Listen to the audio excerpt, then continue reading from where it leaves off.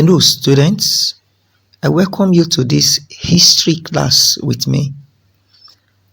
In today's topic, we shall be considering the Hausa states. We'll be looking at the people, the Hausa people, their tradition, the legend of the Bayajida, factors that are responsible for the growth and development of the Hausa. But before then, let's look at the lesson objectives.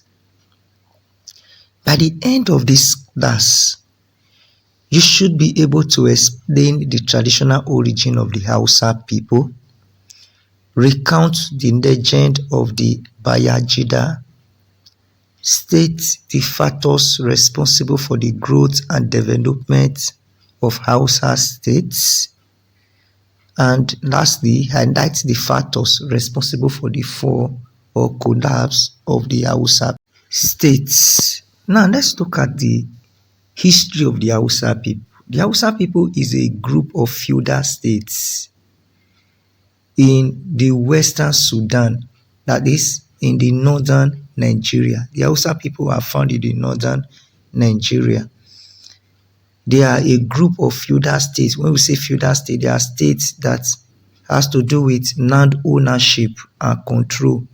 Historically, there are two main Hausas. We have the original Hausa and the illegitimate Hausa.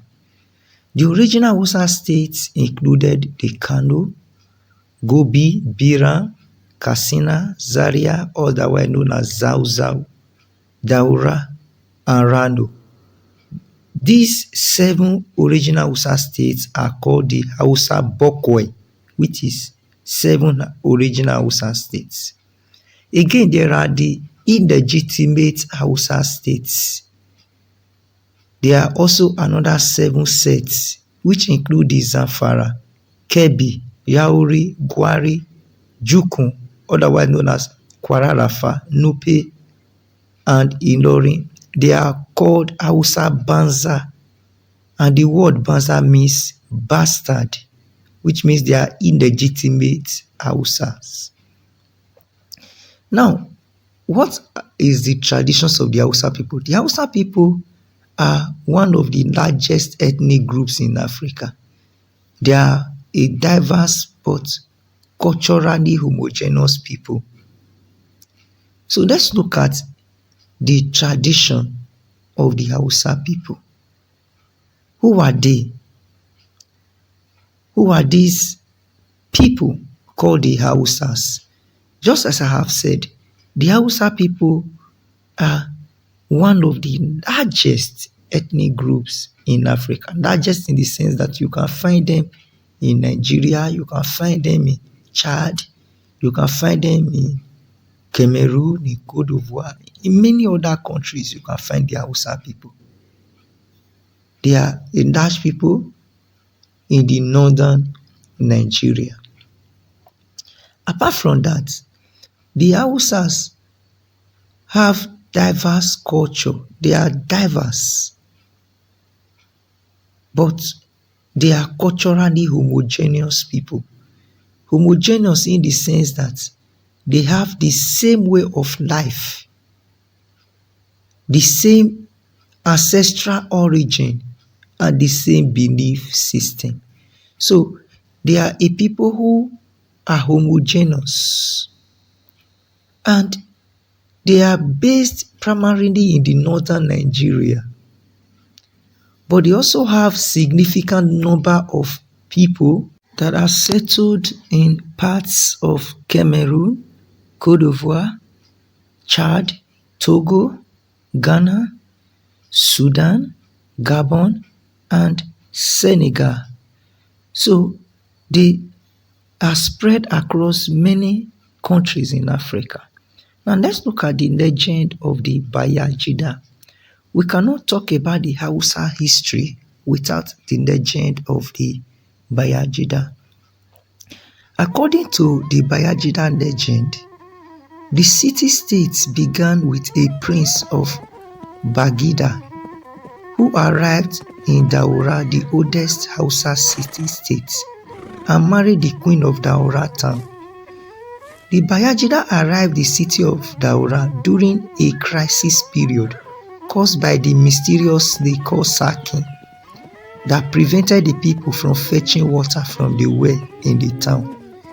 The bravery of Bayajida led to the slaughter of the sacred snake, and subsequently he married the queen of Daura, Magajiya Daurama.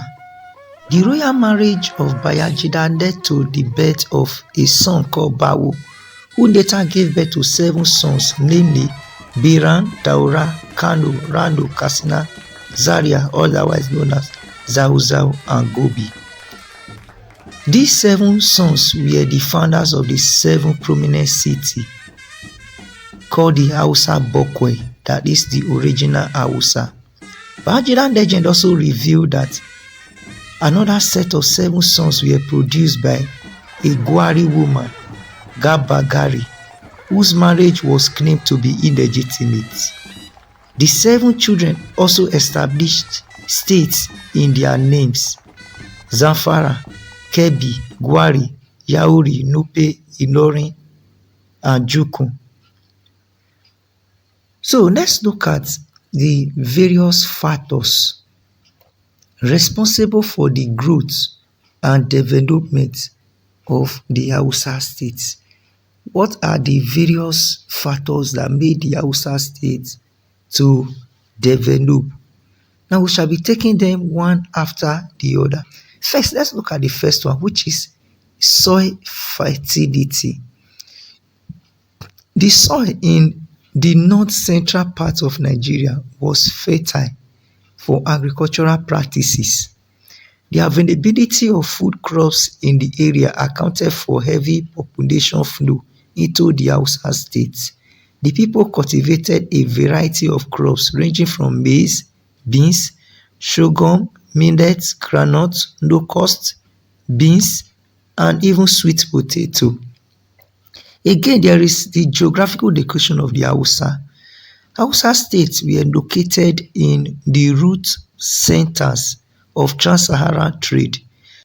The major trade routes which linked Western Sudan and North Africa passed through Hausa states. This trade contact enabled Hausa states to generate revenue from traders, merchants, and visitors. Another factor is traditional industries. The people of Hausa land were great artisans who used their human ingenuity to create wealth, which promoted industrial development. The cultivation of cotton in Hausa land greatly promoted materials for cloth weaving. Also, let's look at another factor, which is a standing army. The Hausa state had a well-organized military outfit. The commander-in-chief of the army was known as Madawaki, who coordinated the activities of the army for effectiveness. The army were able to wage wars of expansion and also defend the state against foreigners or external invaders. Also, there was the administrative competence. That is, the Hausa state had a good administrative and political organization. These leadership factors enhanced their growth from Benin status to a capital city. The system of government was monarchical and formed around a powerful king known as Saki. Now let's look at the factors that led to the fall or collapse of the Hausa states. These factors include constant attacks by enemies, geographical environment, constant wars and economic breakdown, then the Fulani jihadists, which is the Uthman Danfodio jihad of 1804. Now, in conclusion or summary, the main economic activities of the Hausa state was agriculture. The people cultivated crops of different varieties: millet, groundnut, maize, beans, rice, and so on. and taxes were also collected from various economic activities which contributed to the revenue of the Hausa state. The taxes include jangali, zakat, gusel, garage and gandu. This is all I have for you today. Till we meet in our next class. Goodbye.